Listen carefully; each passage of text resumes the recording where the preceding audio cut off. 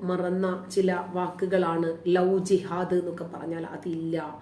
അയ്യോ അങ്ങനത്തെ വിഷയമൊന്നും നമ്മുടെ നാട്ടിലില്ല, വെറുതെ പറയാണ്, അതാ DGP പറഞ്ഞില്ലേ, അവര് പറഞ്ഞില്ലേ, ഇവര് പറഞ്ഞില്ലേ എന്നൊക്കെ പറയാറുണ്ടല്ലോ. ഹിന്ദുവാണ് എന്ന് തെറ്റിദ്ധരിപ്പിച്ച് വിവാഹം കഴിഞ്ഞ ശേഷം യുവതിയെ ഇസ്ലാമിലേക്ക് പരിവർത്തനം നടത്താൻ ശ്രമിച്ച കേസിൽ 3 പേരെയാണ് ഗാസിയാബാദ് പോലീസ് അറസ്റ്റ് ചെയ്തത്. യുവതിയുടെ ഭർത്താവ് അഹ്സാൻ, അയാളുടെ സഹോദരൻ ഇമ്രാൻ, 2 പേരുടെയും പിതാവ് അഖ്ലാഖ്. രക്തസാക്ഷിയാകാൻ വേണ്ടിയിട്ട് ഇറങ്ങി തിരിച്ചാൽ എന്താ ചെയ്യുക? ജിഹാദിയാകാൻ വേണ്ടിയിട്ട് തന്തേ മക്കളും. ഏതെങ്കിലും ഒരു പെണ്ണിനെ കിട്ടിക്കഴിഞ്ഞാൽ പെട്ടെന്ന് ഇസ്ലാമിലേക്ക് ആക്കി കഴിഞ്ഞാൽ അടുത്ത മുസ്ലിം കുഞ്ഞുങ്ങളെ ഉൽപ്പാദിപ്പിക്കാമല്ലോ. 6 വർഷങ്ങൾക്ക് മുമ്പാണ് അഹ്സാൻ യുവതിയെ വിവാഹം കഴിക്കുന്നത്. ഇനിയും ഇതുപോലെ പോയി വീഴുന്ന ആരെങ്കിലും ഇതൊക്കെ കാണുമോ?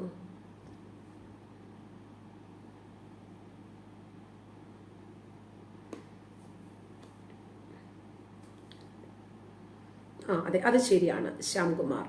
പടച്ചോനെ എതിർക്കുന്ന ആളുകളുടെ നാവടപ്പിക്കാൻ പോലും പറ്റാത്തൊരു പടച്ചോൻ സർവശക്തനാണ് എന്നുള്ളതാണ് ആകെ ഒരു സമാധാനം. ആ യു എന്ന് പറയുന്ന വ്യക്തിയെ ഡിലീറ്റ് ചെയ്യല്ല ചെയ്യേണ്ടത്, അവരെ അങ്ങ് പറഞ്ഞു വിട്ടേക്ക്, എന്നാൽ തീരാവുന്ന വിഷയമേ ഉള്ളൂ.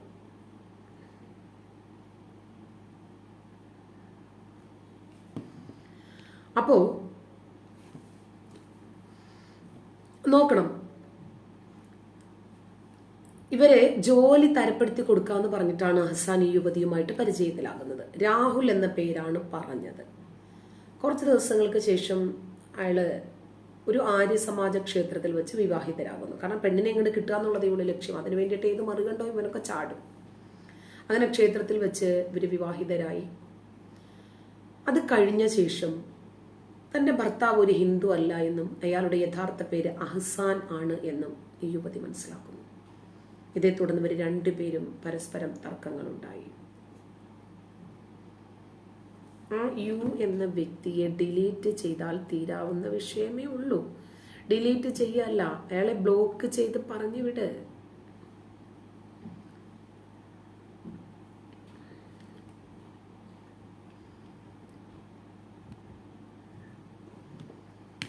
അത്രേ ഉള്ളൂ കാര്യം. അപ്പോ നോക്കണം,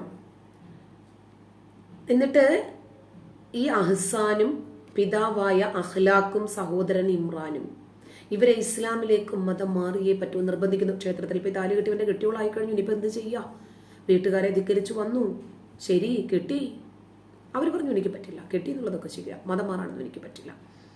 പീഡനത്തിന് ഇരയായി എന്ന് ഗാസിയാബാദ് പോലീസിൽ അവര് നേരെ കൊണ്ട് പരാതി കൊടുത്തു.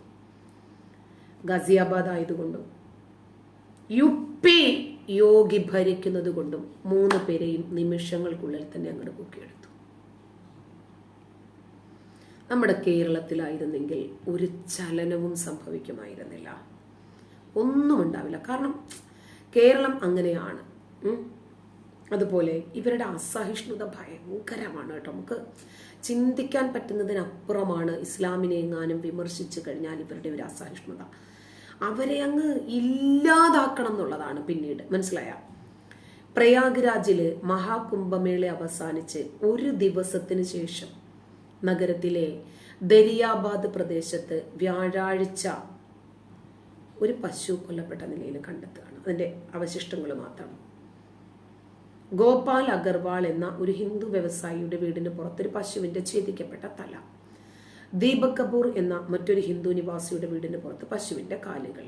ഇതൊക്കെ പരസ്പരം മനഃപൂർവ്വം പ്രശ്നങ്ങൾ ഉണ്ടാക്കുക എന്നതുകൊണ്ട് തന്നെയാണ്.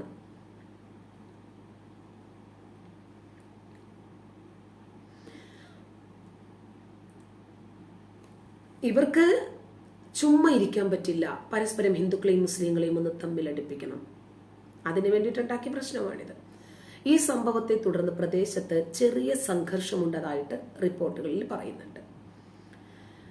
എന്നിട്ട് ഈ സംഭവം അറിഞ്ഞ് VHP അംഗങ്ങളും അതുപോലെ കുറച്ച് സംഘടനാ പ്രവർത്തകരുമൊക്കെ സംഭവ സ്ഥലത്ത് തടിച്ചുകൂടി.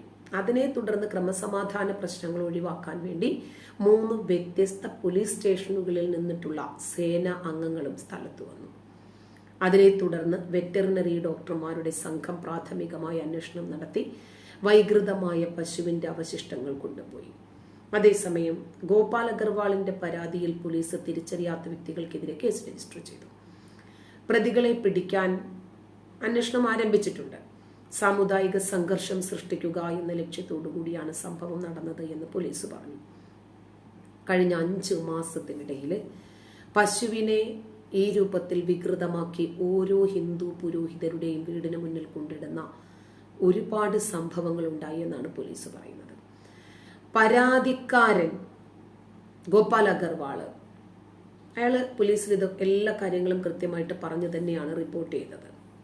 എന്നിട്ട് 2 തവണയാണ് ഇയാളുടെ വീടിന് പുറത്ത് ചത്ത പശുവിന്റെ അവശിഷ്ടങ്ങൾ, അതേപോലും ഒരു മുസ്ലിം പുരോഹിതന്റെ വീടിന് മുന്നിൽ ഒരു പന്നിയുടെ തല കൊണ്ടിട്ടാൽ എന്തായിരിക്കും ഈ നാട്ടിൽ സംഭവിക്കുക? ഇടണം എന്നോ ഇടും എന്നോ അങ്ങനെ ഒരു സംഭവം ഉണ്ടാകുമെന്നോ അല്ല ഞാൻ പറഞ്ഞത്. പക്ഷേ ആ രൂപത്തിലാണെങ്കിൽ നമ്മുടെ നാട് നിന്ന് കത്തുമായിരുന്നില്ലേ? നമ്മുടെ നാട്ടിൽ എന്തൊക്കെ സംഭവ വികാസങ്ങൾ അരങ്ങേറുമായിരുന്നു. എന്നിട്ടും ഇസ്ലാം വളരുവാണെന്ന്. ഇസ്ലാമിന്റെ വളർച്ച എവിടെ വരെയാണെന്നറിയാമോ? US ജയിലുകളിൽ വരെ. ഈ US ജയിലിൽ കിടക്കുന്ന ക്രിമിനലുകൾക്ക് മനസ്സിലായി നമുക്ക് ഇസ്ലാമായി കഴിഞ്ഞാൽ എന്ത് എളുപ്പമാണ്, ഇതൊക്കെ നിയമാനുസൃതം ചെയ്യാമല്ലോ. നിങ്ങൾക്ക് പിടികിട്ടിയോ? ആ മുസ്ലിങ്ങളുടെ തലയെടുക്കണമെങ്കിൽ, കവർച്ച നടത്തണമെങ്കിൽ, കൊള്ളയടിയും ശിശുപീഡനവും ബാലവിവാഹവും ഇതെല്ലാം നിയമവിധേയമായി ചെയ്യാനൊരു മതമുള്ളപ്പോൾ പിന്നെ എന്തിനാണ് ഞാൻ മതം മാറാതിരിക്കുന്നത്? എനിക്ക് എളുപ്പം ആ മതമല്ലേന്ന്. ഇസ്ലാമോഫോബിയയുടെ പേരിൽ ഏറെ വിമർശിക്കപ്പെട്ട ഒരു രാജ്യമാണ് അമേരിക്ക. ഇപ്പോൾ അധികാരത്തിലുള്ള ട്രംപ് ഭരണകൂടം അതിശക്തമായി ഇസ്ലാമോഫോബിയ പ്രചരിപ്പിക്കുന്നു എന്നാണ് കേരളത്തിലെ ഏതാനും ചില ഇസ്ലാമിസ്റ്റുകളുടെ വാദം. എന്നാൽ അതേ അമേരിക്കയുടെ മറ്റൊരു മുഖമാണ് CBS ന്യൂസിന്റെ ഒരു റിപ്പോർട്ടിലൂടെ വ്യക്തമാകുന്നത്. അമേരിക്കയിലെ തടവറകളിൽ ഇസ്ലാം അതിവേഗം പ്രചരിപ്പിക്കുന്നു. US ജയിലുകളിൽ 10,000-കണക്കിന് തടവുകാർ ഓരോ വർഷവും ഇസ്ലാം സ്വീകരിക്കുന്നു. ഇത്തരം വിഷയങ്ങളിൽ ആധികാരികമായി പഠനങ്ങൾ നടത്തുന്ന CBS ന്യൂസിന്റെ റിപ്പോർട്ടാണിത്. കഴിഞ്ഞ ദിവസം the state of spirituality with Lisa link, ഈ ഒരു റിപ്പോർട്ടില് CBS ന്യൂസ് അന്വേഷിക്കുകയാണ് എന്തുകൊണ്ടാണ് ഈ പ്രതിഭാസത്തിന് പിന്നിലെ കാരണങ്ങൾ.